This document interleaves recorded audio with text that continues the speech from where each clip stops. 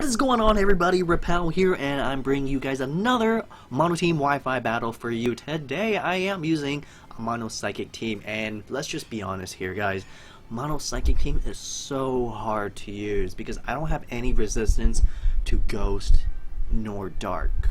See, the thing is, if you ever use like a mono water type team, you still have resistances to electricity. For example, you can use a Rotom Wash. Rotom Wash is obviously not weak to electricity, but that is not the case here. I am very weak to Dark and Ghost.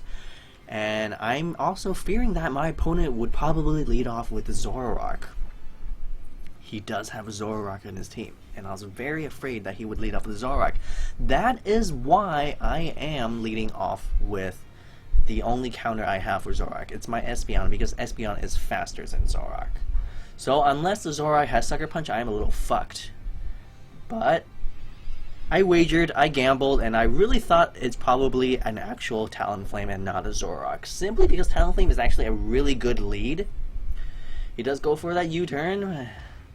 Could be Sharp Beak, could be Choice Banded, I don't know, but it's still not enough to kill. And I was actually very surprised that the Talonflame can live. I do have a chance to kill it, actually, with a Life Orb Psychic. Now we get to see the Milotic. I switched out because I'm pretty sure Milotic can eat up one Psychic. I went for a Jirachi, expecting maybe Toxic or Scald, but okay, we already know it is in fact the Zoroark in disguise. And I can't switch out. I really can't. Every single one of my Pokemon is weak to Dark. And my Jirachi is already a special wall. But yeah, his Dark Pulses are doing way over half, so I'm thinking he's probably Choice Specs or maybe Expert Belt. Definitely not Life Orb, because we do not see the Life Orb damage. Even with Protect, I am not able to live another Dark Pulse. But I'm gonna go back to Espeon now, and this is why I should have just stayed with my Espeon, honestly. But I didn't know, you know, I really thought it was a Milotic. Like, I'm not gonna go for a Signal Beam on a Milotic. But here we go, at least it's an eye for an eye. He killed my Jirachi, but I at least finished off the Milotic. Lucario is coming out. I'm just expecting it, like, $50. He's gonna use Extreme Speed or Bullet Punch, right? Hoping that it'll probably be the Bullet Punch. I do have a really nice counter for it. The Delphox. And actually, my Delphox is a defensive Delphox here.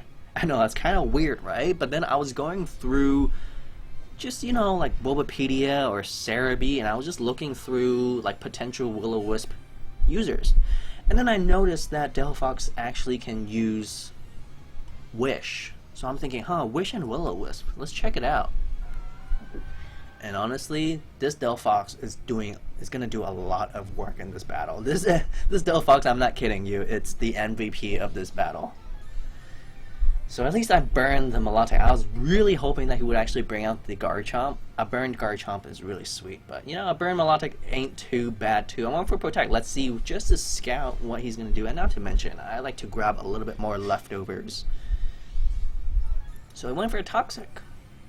And that's fine, because he probably wants me to switch out, because like no one is gonna stay in with a Delphox in front of a Milotic. Milotic can probably go for a Scald or Hydro Pump, right?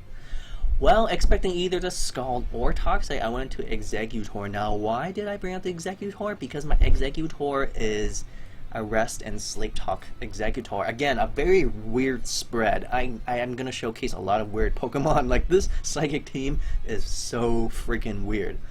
Let me introduce you my Curse, Rest, Sleep Talk. Not Sleep Talk. Why would he have Sleep Talk? Sorry. He has Cursed, Rest, Wood Hammer, and Low Kick. It's a bulky Curse set Exeggutor. And as you'll see, his bulk is really impressive. My opponent brings out the Sceptile, and he goes for Exeggutor. Now keep in mind, Exeggutor does 4 times to Exeggutor, because Exeggutor is bug. But even if it is 4 times super effective, Exeggutor takes it. I'm like, holy crap. I was really expecting the Sceptile to be like some sort of special Sceptile, you know, thinking he would go for like a Dragon Pulse or something, but Jesus Christ. I took that Exeggutor so well, but honestly, I can't really stay in that much anymore. So I bring back the healthy Delphox. Thankfully, I do have something that will resist bug in my team, and it is my Delphox. And he's switching out because he doesn't want to get burned. But like I said, I already showcased my Will-O-Wisp. So will I go for another Will-O-Wisp? No. I was really expecting the Milotic to come out, so I didn't go for a Will-O-Wisp. I actually went for a Wish, which is really sweet because my Espeon definitely needs that Wish pass. Now my opponent could actually go for the Toxic here, and I could safely bring out my Espeon. Espeon does have that magic bounce, so it will not affect Espeon. But I was just really afraid, like, no way, my opponent's not going to go for another Toxic, there's just no way. He's going to go for a Scald.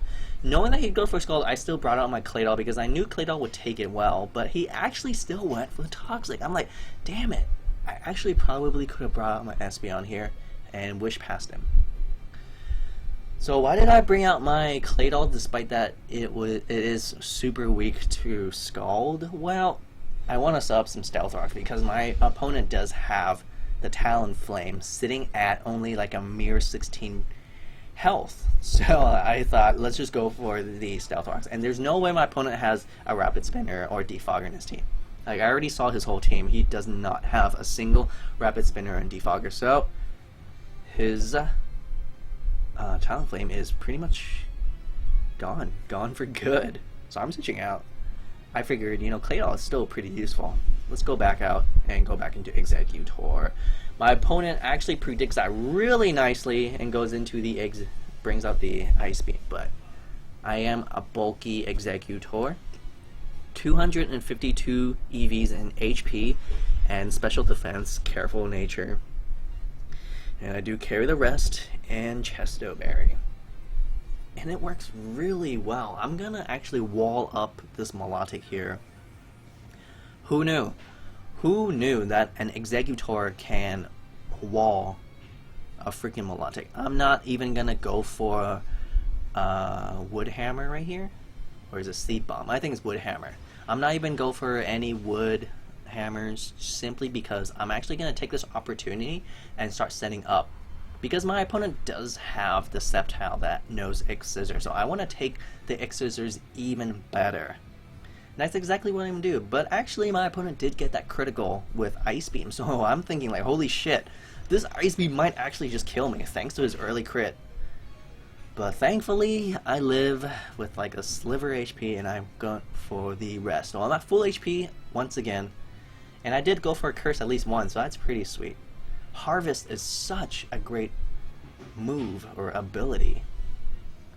Unfortunately, my opponent actually dies this turn. I was really hoping that the Milotic would maybe die next turn so I could grab another Curse. But because I only had one Curse, thanks to that Milotic dying so soon, I have no choice but to switch out. X-Scissors hurt, man. X-Scissors 4 times super effective.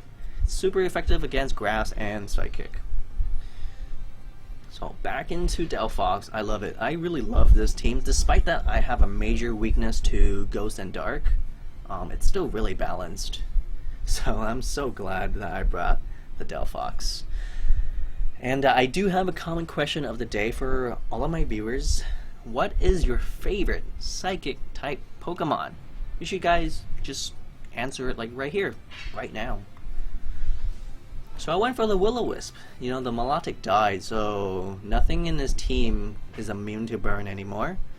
And the Garchomp actually gets burned. I'm like, sweet. But turns out it is a Swords Dancing Garchomp, and that's kind of still pretty scary because even if I burned him, he is sort of back at neutral attack now thanks to Swords Dance. So I'm thinking, okay, there's a very good chance he'll probably go for the Earthquake right here. I did go for the Wish. And you guys already know who I'm gonna bring out. Oh yeah, I'm gonna bring out the Claydol because it is immune to Earthquake, and more importantly, I'm gonna grab that Wish. So I'm at full HP once again. But even more importantly, Claydol is actually very bulky, so he'll eat up an Outrage. Keep in mind, this Garchomp did go for a Swords Dance, so it's still pretty freaking scary. He does go for a Dragon Claw. Dragon Claw Outrage. Claydol will actually eat it. Doesn't even do half. and I do have Ice Beam, and that will completely wreck Claydol. There you go. Claydol versus Groudon. I mean, Claydol versus Garchomp. And that is pretty sweet. And honestly, that's really why I just saved my Claydol. Simply because my Claydol can one-shot that Garchomp with Ice Beam. So my Claydol did everything, you know, it killed that Garchomp and set up Stealth Rocks. I really don't need my Claydol anymore. I could switch out. My opponents are making very obvious attacks here. I have like a whole Psychic team, so I could have just switched out and eat up that Aura Sphere. But I figured, you know, actually I do have Earthquake, and Lucario will not appreciate Earthquake. So here, I'm pretty sure my opponent will finish me off now. And I'm only sitting at 21 HP, so there you go. Flash Canyon. Like I said, Delphox would probably eat it really nicely, but that is okay. I'm so proud of you, Claydol. Back into Shiba Inu, the Delphox. And let's just be honest, this Lucario cannot do anything. His best attack is Poison Jab, because obviously he probably only has Steel and Fighting moves. It is a mixed attacker, which is really not surprising. I've seen quite a lot of mixed Lucario these days, and they do a lot of work.